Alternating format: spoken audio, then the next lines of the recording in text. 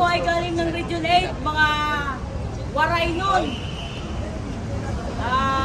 Sa bayan ni Martin Romualdez, na masyadong mayabang, kala mo kung sino.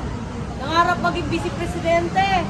Pati presidente, yung Tacloban nga, hindi niya mapaganda.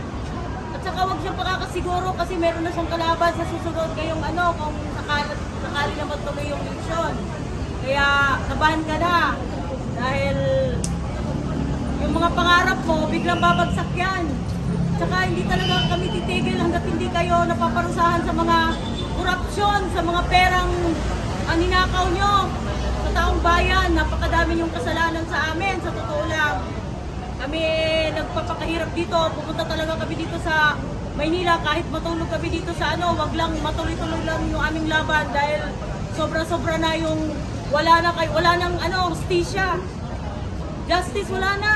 Batas nyo ang pinairal nyo, pes ngayon. Batas ng mamamayang Pilipino ang pairali namin para pabagsakin kayo.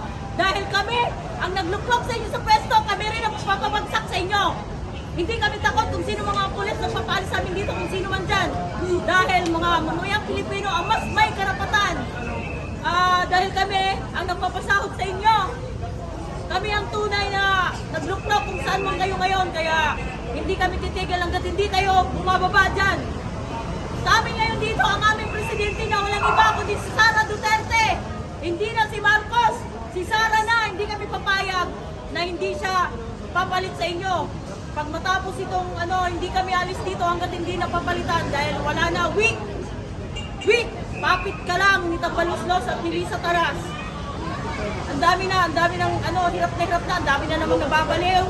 Mga mahihirap dahil hindi nakakain, dahil wala makain, dahil mahal ang mga bilihin. Ha? Hindi pwedeng ayuda ng ayuda, hindi naman kayang ayudahan lahat ng mga taong nahihirapan eh. Yung mga binibigyan nyo lang, yung mga ng mga luwag para sa mga pang-camping period lang. Tapos ngayon, lahat maglalabasan kami, hindi kami aalis dito ng Maynila hanggat hindi kayo bumababa dyan. Magda kayo pag bumupo na yung aming bagong presidente. Walang iba, Sara Duterte, bagong presidente. Diyan muna. Marami kasing nagsasabi. Hindi ka daw waray. Magwaray ka nga, manawagan ka sa mga Tagaliti na huwag iboto si Tambaluslos. Maupay nga, wala pa yung matanan. Adi kami mga taga-Region 8, nananawagan na iyong ayaw niyo buto Martin Romualdez, kay Curaco Titinduro, Biratania Iroy. Ayaw na pag pinangarap ka, Romualdez, Martin Romualdez, kay diri ka na magdadaog.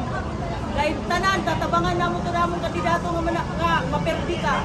Amo na ito. Kasi sino yung kandidato mo sa first district? Ayun, yung pinakamalakas namin at pinaka-agila ng Region 8, walang iba, kundi si Tita Nene Amago Bacale. Yan ang tatalo sa'yo. May nagawa ba si Tambaluslos sa Leyte? Puro ayuda na hindi naman niya pera. Puro ayuda na galing naman sa nakaw mula sa kaban ng bayan. Ngayon, wala ka ng akap. Mamumulubi ka na dahil sisingilin ka ng mga inaayudahan mo. Ano pa? Ang balita ay sa survey, si Martin Romualdez ay bagsak sa survey sa pagiging kongresista at nangunguna si Ma'am Nene. Tama po ba yun? Tamang-tama po dahil sa totoo lang, wala namang may gusto na yan sa kanila sa Tacloban. Alam naman ng mga tao at saka hindi naman naniniwala ang mga tao sa mga fake news na pinararating nila na puro mga panira lang sa mga Duterte dahil alam naman nila kung sino yung tunay na mga tumulong sa Tacloban nung time na kailangan namin ng tulong. Walang iba kundi ang Duterte family. Mayor pa nung si Tatay Digong.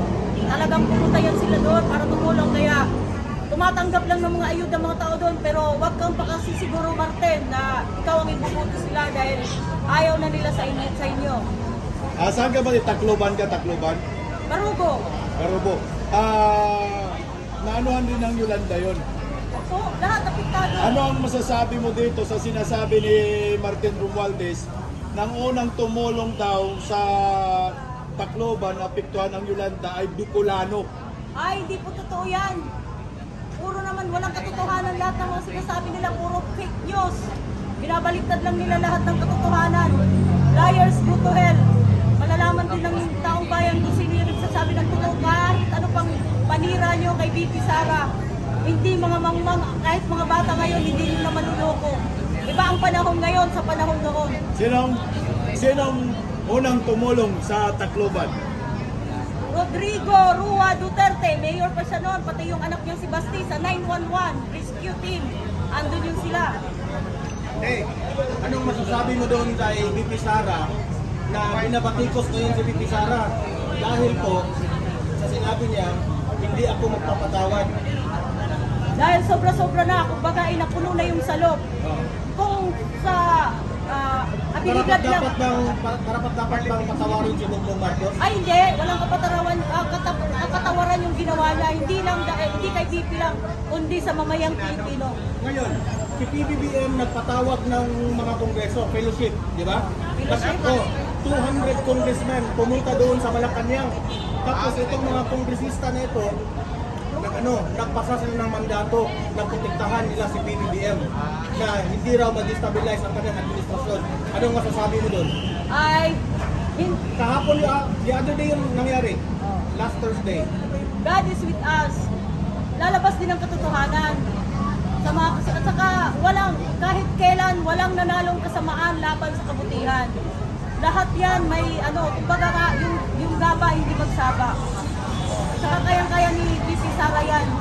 Kahit wala pang hindi naman namin tulong sa amin niya. Pero kasi sabi nga, mas magaling yung anak ko kaysa sa akin. Yun lang ang tandaan nyo. Tsaka, no turning back. No turning back. Ano masasabi mo doon sa meron pong pangatlong nag-file ng impeachment complaint? Pero hindi pa alam kung sino itong mga kongresista raw. Nag-file ng pangatlong impeachment complaint. It turns back to them. Babalik lahat sa kanila yung mga ginagawa nila ngayon, sa kanila din ang balik. So sa tingin mo, utos ito ng tambaluslos? Sila Yung naman pangatlong talaga. impeachment Yes! complaint.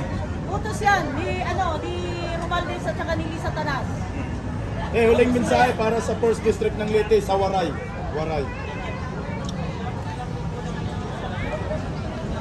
Ano? Anak mo, te? Ano? Anak mo? Mensahe sa 1st District ng Leyte sa Waray. Salita mo sa Mensahe? Waray. Oo, sa 1st District, mga botante sa 1st District ng Leyte. Maaram ako nga ang Tacloban ang mga akon mga kababaryo nagkukuri jud in ura-ura. Og pirmi nala naghihinulat kan ayuda kagikan kan Romualdez. Sige la, karawatan na niyo, waray kita mahihimo kay waray man mga tarong nga trabaho. Waray man kuan kaning mamahalan mga palitonon, tapos piralaan sweldo. Antos lanay kita kay tanan man nga atong kakurian niya na naagihapon nito, diri tanang adlaw. An natuyok ang kalibutan ba? Nanunoy ako nga nakikita na ako nga ang mga tao nagpipinangarawat la waray man mahimo kay waray na jud kakaon. Pan mao man ning gusto nila nga mag pinanhatag lahira, mao pa yung takunta na natatagaan. Diri man. Mas dagan pa hinuon ang diri natatagaan kontra ito nakakatagaan kay balik-balik na lang kay ira man lang mga tao ang papagtagaan. Mo gani nga paghunahuna kita, pagmata kita, kung nangangaturog ka mo, pagmata ka mo. Kay nakikita man ninyo ang sitwasyon nato karon kung unsa jud kalisod ang kinabuhi. Daghan na pud ang mga adik, daghan na pud ang mga pulubi, daghan na pud ang bubuang kay maray namang gikakaon tungod sa kamahalang mga palitonon. Mao nga pagmata na kita, pagburuglig kita, panggawas kita. Maraming salamat, te. Mabuhay po kayo. Thank you so much po sa iyo. Mabuhay. Te, ano ni mong aran, te? Ate mong aran? Lobelia, Afan. Afan. Carlos. Salamat.